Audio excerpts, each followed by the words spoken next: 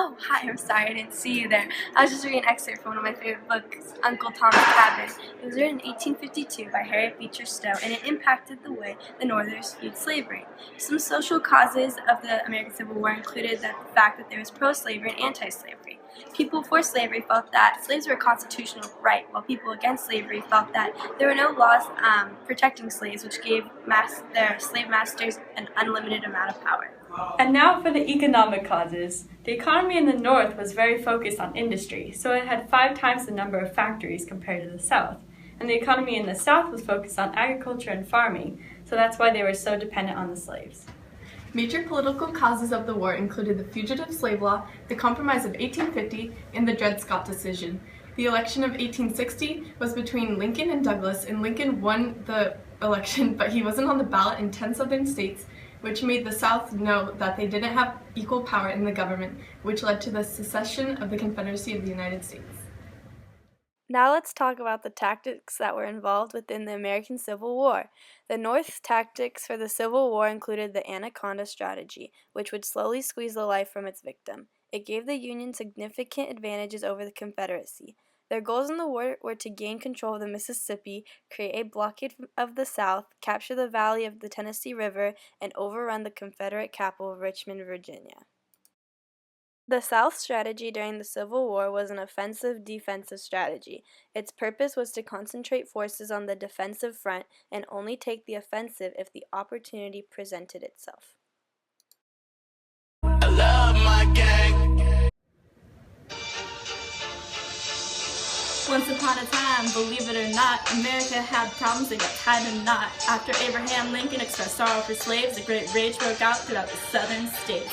Jefferson Davis led the Confederate secession. 11 southern states tried to teach the North a lesson. Yankees messing with the slavery expansion, so Confederates rebelled with an army and an anthem. On April 12, 1861, they attacked Fort Sumter and the battles had begun. And in July, the Battle of the Bull Run was the first major battle, and the Confederates won.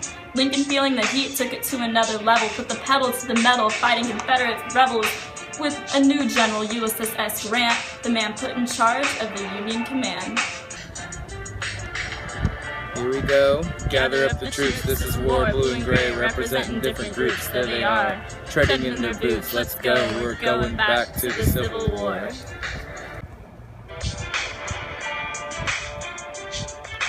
Battle of Shiloh was the North's victory, but 1 month later they retreated to D.C. The Confederate General Stonewall Jackson led the South to a few months of a great action. But September that year marked defeat! For both the North and the South had blood on the streets. The Battle of Antietam goes down in the books as the bloodiest day the U.S. military undertook.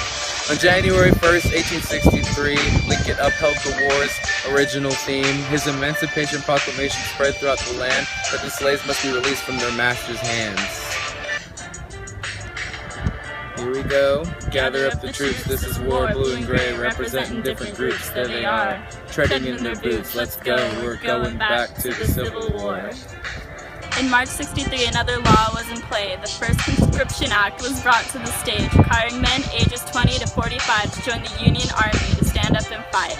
Battle of Chancellorsville in May of 63, the South attacked the North with a strong strategy. The rebels prevailed, but with a major consequence. Stonewall Jackson fell in battle with the French.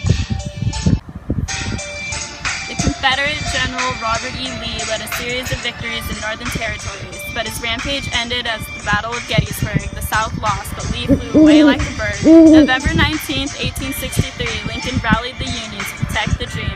The Gettysburg Address, 407, a speech that quickly went from lesson to legend.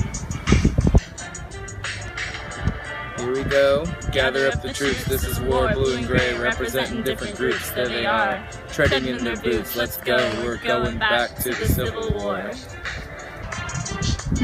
The battles continued, though the days were running out, and things were looking grim for the soldiers in the South. April 9, 65, Lee surrendered for the South in front of General Grant at Appomattox Courthouse. 3 million fought, 600,000 died. As a result, American states reunited. Slavery abolished by the 13th Amendment. Finally, everyone is independent. We can look it out.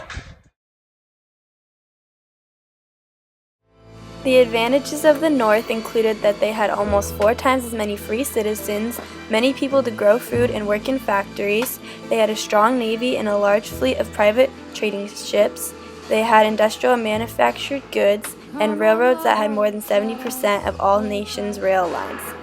The disadvantages of the North included that they had soldiers that had to conquer a huge area and invading unfamiliar land. The South advantages included that they had knowledge of the terrain, since most of the battles were fought in the Confederacy. They were defending their land, which gave them a strong will to fight, and many of the best officers in the U.S. were from the South.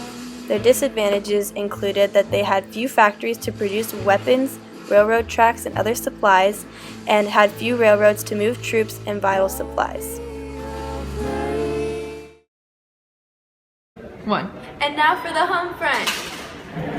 The North halted shipments going to the South, so the South's economy began to suffer from inflation. With men at war, women were forced to work. Government aid programs were not successful because of the scarce resources in the South.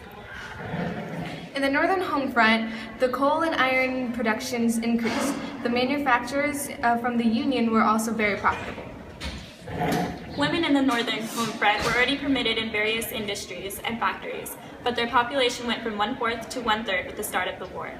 They also had the greatest impact in the hospitals near the home front. The U.S. Army was segregated, but in June 1864, Congress gave black soldiers equal pay.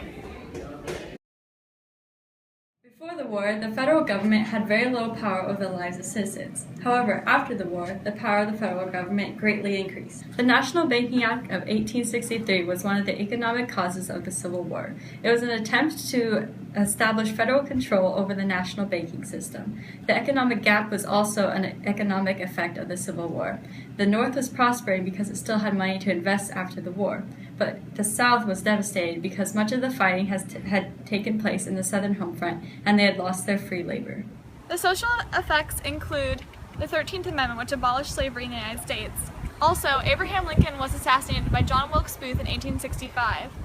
5 days after, the Confederacy surrendered to the Union. The Reconstruction took place between 1865 and 1877.